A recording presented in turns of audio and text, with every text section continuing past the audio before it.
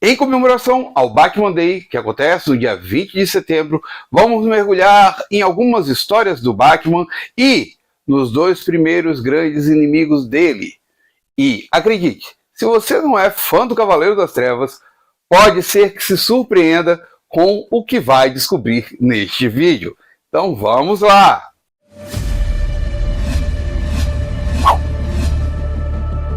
Fala aí, observadores! Então, o Cavaleiro das Trevas apareceu pela primeira vez na Detective Comics 27, como a gente bem sabe. Nas suas primeiras histórias, ele lidava com mafiosos, gangsters, entre outros bandidos comuns, que não voltavam nas edições seguintes. Mas, na segunda história dele, Gardner Fox e Bill Finger já nos apresentaram o primeiro grande vilão do Batman, o Doutor Morte. Ele é o Dr. Cal Halford, um cientista que busca ameaçar os milionários da cidade para exigir pagamentos. Se estes não pagarem, bem, ele os envenena. O próprio Batman é ameaçado pelo Dr. Morte, mas termina vencendo os marginais contratados pelo vilão, além do capanga gigante de Halford, Jabba.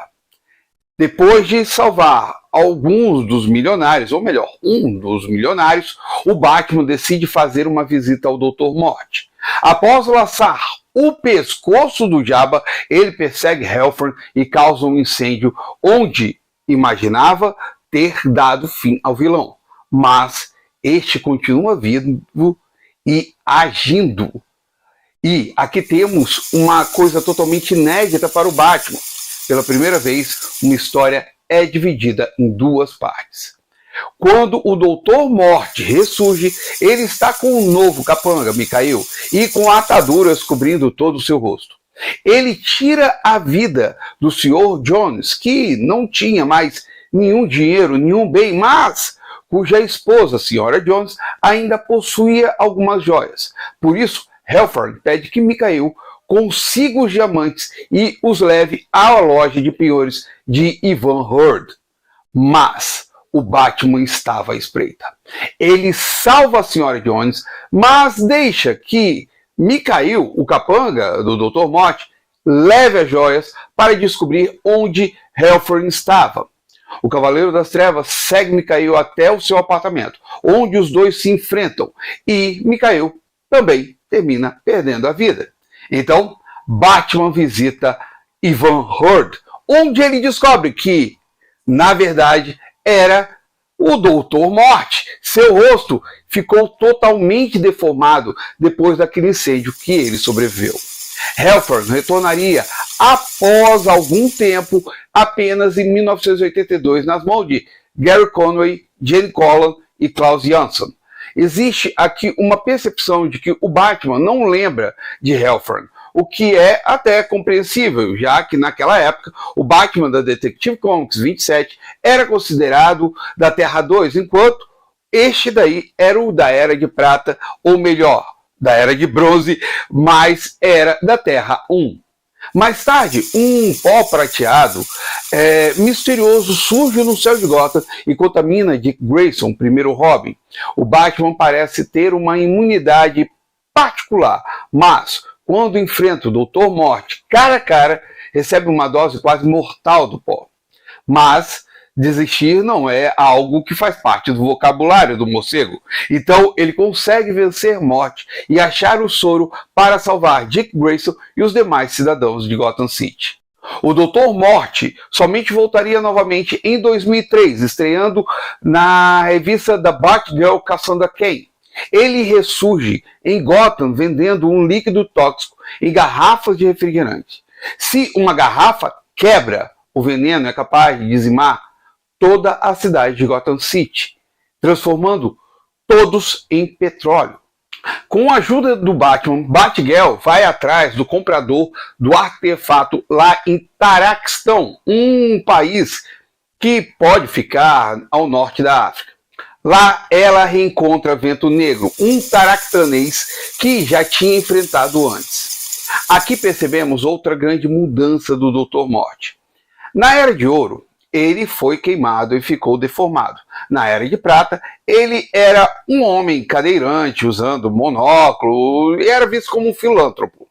Já na Era Moderna, ele aparece como um vilão caricato, careca, usando máscara de oxigênio, oclão e orelhas parecem assim, até meio pontudas. Bem, voltando, Batman e Batgirl enfrentam Morte e o vencem, mas com o sacrifício de Vento Negro. Morte retorna a Gotham, onde distribui uma nova droga chamada Alma, com a ajuda de uma gangue conhecida como Garotas Perdidas. Elas são várias meta-humanas e Batgirl as enfrenta e acaba tomando uma dose da droga. Ela vence as Garotas Perdidas, mas, sob o efeito da droga, ataca Asa Noturna, com quem Bárbara Gordon tinha terminado recentemente em outra revista. O Dr. Morte reaparece e é finalmente vencido por Tim Drake, o terceiro Robin. Ele faz uma rápida aparição no terceiro ato de Guerra Civil também, usando um de seus venenos para enlouquecer uma multidão que ataca o Batman sem piedade. Após o evento de ponto de ignição, durante a minissérie Ano Zero, Scott Snyder e Greg Capullo trazem novamente uma nova versão do Dr. Morte com uma aparência bem mais monstruosa. E aqui eu vou admitir algo que eu sempre falo, eu tenho uma certa aversão a essa fase do Batman, então só posso falar superficialmente sobre o que acontece na história, o que eu consegui captar pela internet, pois para mim é difícil ler essa fase, mesmo. Hellfern cria uma droga que deforma as pessoas inteiras e Batman investiga, mas quase termina perdendo a vida nessa tentativa. Infelizmente, isso é algo que constantemente acontece nessa fase do Batman. Bem, continuando, o Morte, ou melhor, Hellfern, ele não foi o único personagem que o Batman enfrentou em duas edições, nas edições 31 e 32 da Detective Comics. Ele encarou o Monge. E aqui eu faço a minha pausinha para pedir a vocês que deixem o like aí, caso tenham gostado do vídeo, ou o dislike, que é mais para aquele feedback entre nós aqui. E se estiverem curtindo o vídeo, eu já peço aí também, não se esqueçam de se inscrever aqui embaixo no canal e daquele peteleco no sininho para receber as notificações dos vídeos que eu posto aqui. Bem, continuando a história do Batman contra o Monge, a noiva de Bruce Wayne, sim, Bruce Wayne era noivo nessa época, Julie Madison é hipnotizada, mas termina sendo salva pelo Batman. Ele descobre que o responsável é um ser chamado o Monge.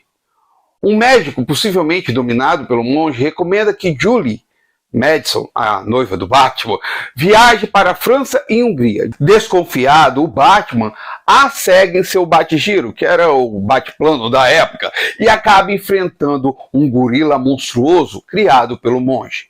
Quando chega à Hungria, ele encontra Dala, uma serva do Monge, e termina a levando até Julie, que é atacada por Dala, que foge logo na sequência. O lance que o Batman detém e com ela vai até o castelo do Monge. Ele acaba sendo dominado pelo vilão e quando é jogado em um poço cheio de lobos, ele os derruba com uma cápsula de sono. Então, usando um batirangue preso à sua corda, ele consegue fugir e salvar Julie, que havia sido dominada novamente pelo Monge. O Batman volta para onde estava hospedado e usa uma vela para derreter prata e forjar duas balas, com a intenção de acabar com a vida de Dala e do Monge. Bem, eu sei que tem coisas que parecem sem lógicas aqui, começando com o uso de uma vela para derreter prata. Apesar de ser possível, seria difícil, eu procurei entender, manter uma chama consistente para o derretimento da prata, mesmo sendo uma prata nobre. Mas vamos dar aqui a liberdade poética de Gardner Fox e Bill Finger sobre isso, que escreveram o roteiro. Já sobre a história, Dala aparece como uma vampira, mas na história original o Monge se apresenta como um lobisomem, não um vampiro.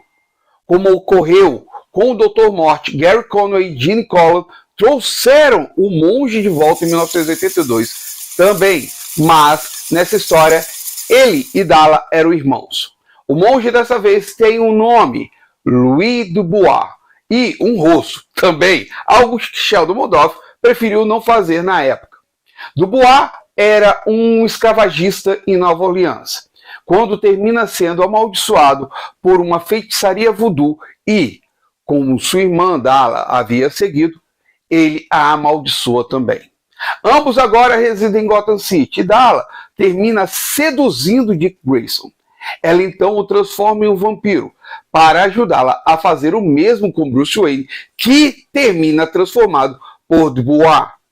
Batman e Robin então terminam salvados pelo Padre Green do Hospital St. Jude, que diz saber a forma de curá-los, usando um soro feito pelo sangue de Dubois. Nessa história, ao invés de Louis e Dala perderem suas vidas, são capturados pelo Padre Green e levados dali. E depois, assim, não tivemos notícia deles até 2006, quando Matt Wagner decide trazer o monge de volta em uma minissérie em 6 partes.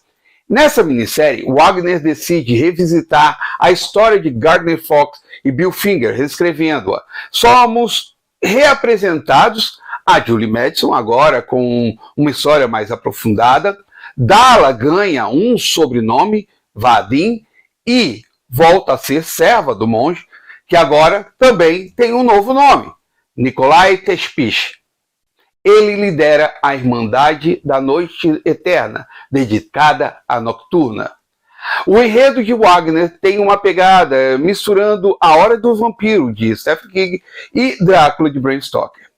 A história começa com um assassinato em Gotham City, onde as pessoas têm seu sangue drenado completamente, através de pescoços que estão mutilados. Tudo leva ao Castelo Halston, localizado em Gotham City, bem próximo da mansão Wayne. Como eu disse, a história da Julie Madison, a noiva de Bruce Wayne, aqui é só uma namorada, agora é mais aprofundada. Seu pai tem problemas sérios com a máfia de Gotham, em especial com Sal Moroni. Já a Dala Vadim, embora seja uma discípula de Nikolai, não é mais uma vampira. A participação dela se torna mais ativa, sendo a responsável por levar as vítimas para Tespich. Como é uma história mais longa, vemos o Batman tentando uma primeira invasão no Castelo Halston, sendo frustrado por lobos sanguinários e quase esmagado por paredes móveis cheias de espinhos.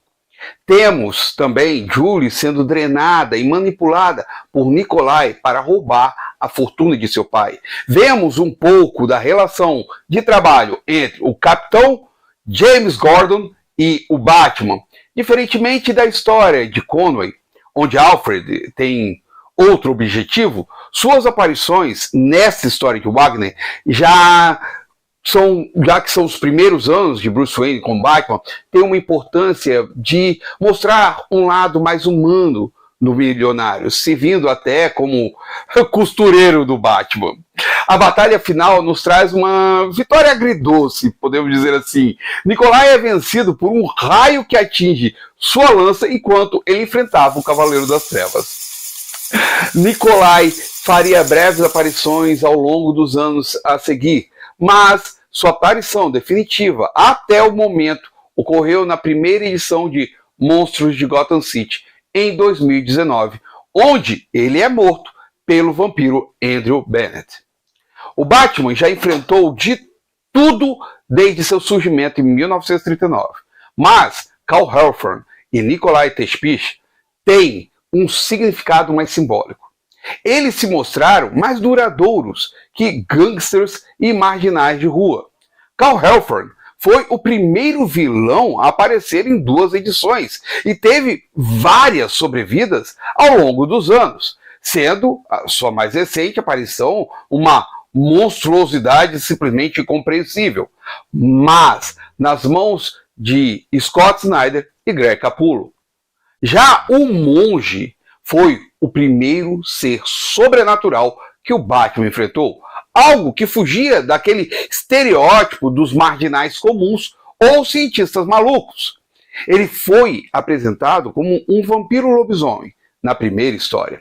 Apesar de Conway o transformar em um vampiro definitivo e Wagner enriquecer sua história misturando Drácula com Kurt Ball, suas breves aparições mostraram que, assim, ele é menos interessante para o universo monstruoso do Batman, mas não menos significativo, já que ele aparece.